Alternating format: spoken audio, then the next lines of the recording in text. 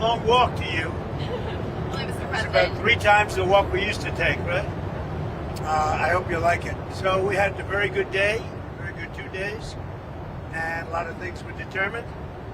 And what was really determined is the country's doing very well. We've made a lot of good trade deals with Turkey, and they've been a very good partner. He's been great, by the way. President Erdogan's been great, and I hope you had a good time. Any questions? Mr. President, what was the security concern that caused us to Which? change planes? What was the security concern that caused us to change planes? We sent this one in so that the Air Force Base here was in the same exact line. So you saw, did you see the picture? With We did. Hundreds of pictures, hundreds of people. Let me see that. Oh, yeah. Well, you can't see it too well, but there are hundreds of people out there. So they wanted to see. So they came a little bit early and we switched planes. So you're saying there wasn't a security concern? No.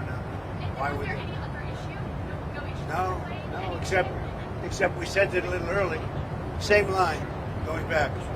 We sent it a little bit early so that we could let them see it. The whole base came out and saw the plane, and then we landed. Do you know why they had us close our window blinds? That was No. unusual. Well, yeah, because you're, probably on a dangerous flight because of the sleaze bags that we have to deal with. So you think that Iran was possibly thinking of targeting? Well, I mean, if they asked you to close your windows, probably they feel that way. They didn't ask me to close mine, but if they did, I would have done it.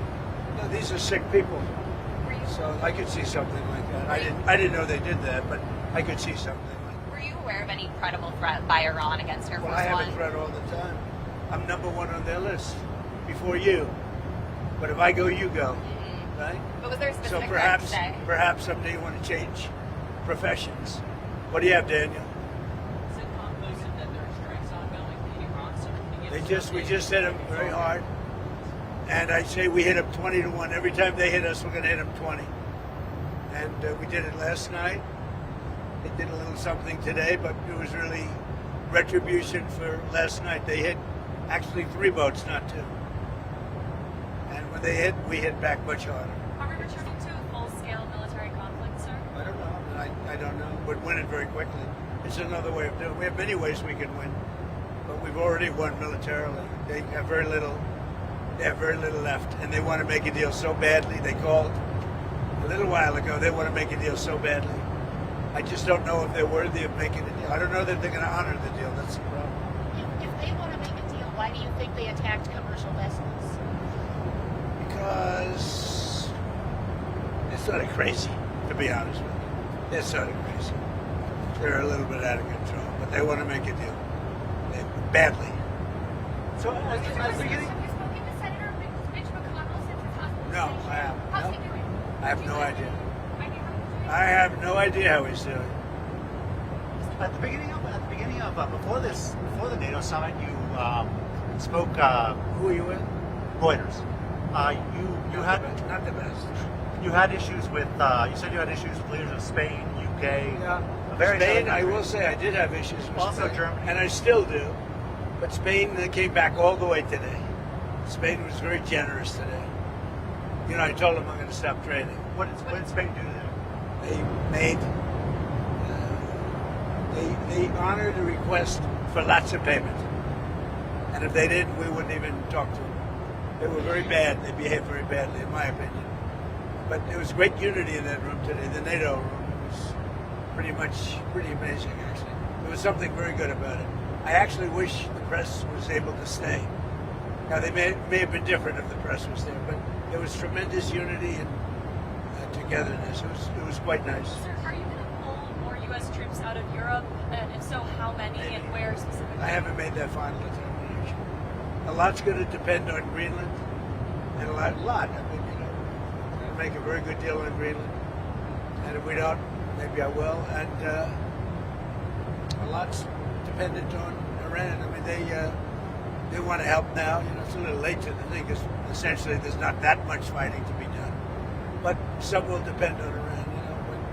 When they had a chance, an opportunity to help, they chose not to. So, but we're sort of forgetting about that. And now they want to help. They all want to go in. They want to help on Iran so badly, but we don't really need help. It's little things, but we don't really need help. Did President al-Shara make any commitments to you on helping with Hezbollah in Lebanon? Yeah, he did. What did He's done a great job. He's unified Syria, the president. I'm not going to say what he said, but yeah, he did. He was great today. He was great, and President Zelensky was great too. We had a lot of good meetings today.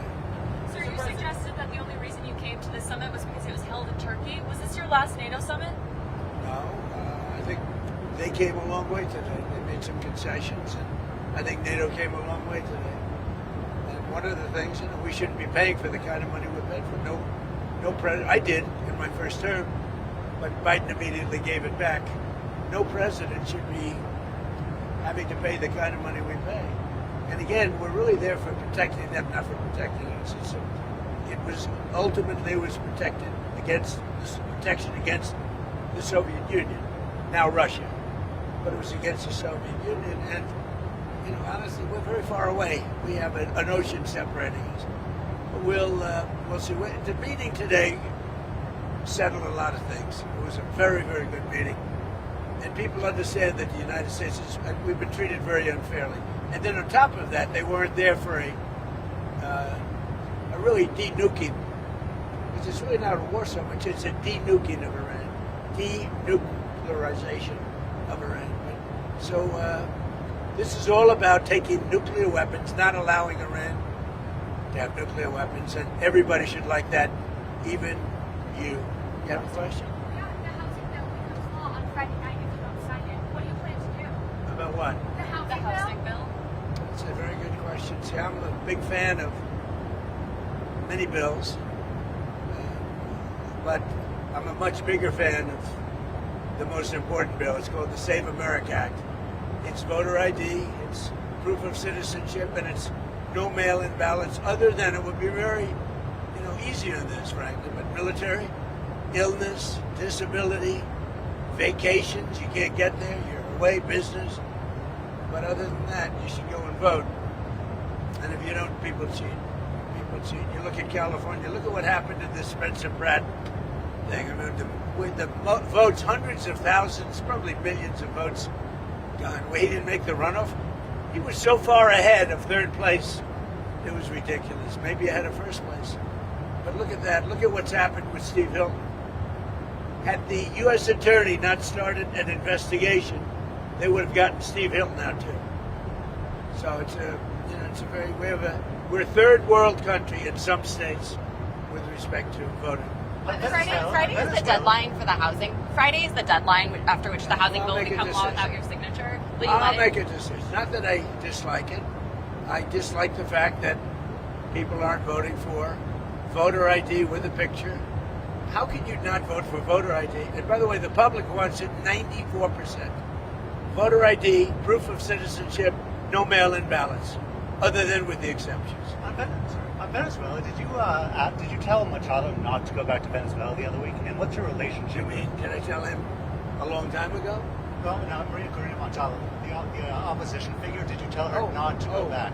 Oh, no, not at all. No, she's terrific. She's a wonderful person. Did she go back, I guess, right? She didn't, and it was reported that She did or didn't? She did not. It was reported. I did not tell her to not go back. I think she's a good person. She gave me the Nobel Prize, right? So how can I dislike her? She won the Nobel Prize. She said, the only one that should win it is Trump. I didn't know her at all. So she said Trump settled 8 wars, which is true. They were talking about it today.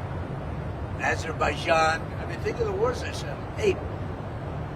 Wars that were going on for 30. Even if you look in the Congo versus Rwanda. I settled it. After 14 years and about 15 million people had their heads chopped off. I settled that one. I settled 8 wars. And when she won the Nobel Prize for Peace, she said, I can't believe I won it. The only one that should win it is Trump. Actually, they probably will do the wrong thing. It's very sad with Norway. But I would say I should have won that award more than anybody that ever received the Nobel Peace Prize. Because nobody settled wars. I settled 8 of them because of a certain type of personality I was able to settle. Think of it, India and Pakistan. You know, because you covered it, that war was raging. They were a week into it, 11 planes were shot down, and that war was going to go nuclear. The Prime Minister of Pakistan said President Trump saved from 30 to 50 million lives. Well, guess what? We could have been a lot more than that. Do you think President, Democrats sir, should be able to pick a The replacement? story for- that hasn't gotten a lot of attention, starting on July 1st, Medicare is now covering GLP-1 drugs for weight loss only. It's the first time it's ever happened. It happened under your leadership. Yeah. How big of a deal is that for people? Well, because of favored nations, the drug prices have come down tremendously. And also, if you look at Trump RX, it's been unbelievable, the price cuts. But take a look at what we've done in terms of favored nations. We paid the highest drug price in the entire world, and now we pay the lowest drug price in the entire world. And that means 4, 5, 600% difference. Think of it. The press doesn't want to write about it. And to get that, I had to get the drug companies to do it, and they were good. But they were good because they knew that I couldn't get the countries to do it. You had to get both. And I called the countries. I said, if you don't do it, I'm going to put a very big tariff on you that's more money. And every country agreed to it. So we went from the highest drug prices in the world, like in New York, a pill would cost $130, and in London it costs $10. So now it costs $20 and $20, because the world is a bigger place, so it's not really split 50-50. So we got it down, and it's a great question, because that should have a huge impact on healthcare, because prescription drugs is a big price, but prescription drugs have come down 400 to 500 to 600% under Trump.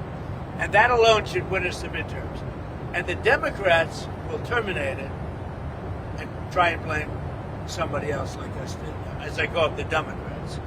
Do you Democrat. You know what a Democrat? Speaking of Democrats, do you think that the Democrats should be able to pick a replacement for Graham Plattner? He's had all these new allegations that have come out. Now Democrats are talking about picking a replacement for him. Should they be able to do that? They're picking what? A replacement for Graham Plattner if he steps out of the race. So he won the primary. And now there's these new allegations. It's very hard for them to do. And it's really a question of whether or not you believe the woman. A lot of people say big falsehoods. It's he's in a bind. He's in a bind. But should they be able to do it? Well, I guess he's going to lose. I would imagine he's going to lose. It's very interesting when a Republican woman came out with the same charge, nobody believed her. When this woman came out, everybody believed her, right, Doug? Did you get any pictures of it, Doug? You don't want them. They wouldn't sell, Doug.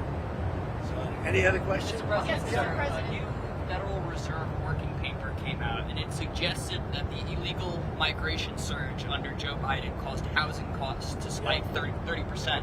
What is the lesson to be learned in Well, that? what's happening is housing costs are going down and rental costs are going down because we're getting so many illegals out of the country. But Joe Biden raised the cost of housing by 40 and 50%. The cost of rental, because they were housing illegal aliens in all of those empty units, and now they're coming down because we're removing people that are here illegally, criminals from the Congo, from Venezuela. We love Venezuela, but Maduro emptied out his jails. They opened up their jails, they let them in. But many countries did that. 25 million people, and I think we're getting most of the bad ones out, and we start the process, but we've done very well on that. But it was a tremendous increase in housing costs. By allowing you don't even think of that. And you know who paid for it? The federal government. So the federal government is renting at tremendous prices all of these houses to service illegal immigrants, but they're not taking care of our soldiers. They didn't take care of our soldiers. So it's a sad thing. Enjoy the flight. Okay. Thank you, Mr. President. Thank you, sir. That was number 5 or 6 or 7 today. And every question is a kill. But then we have Daniel and some very good reporters. You're a great reporter, Bob. Thank you. Thank you very much, everybody.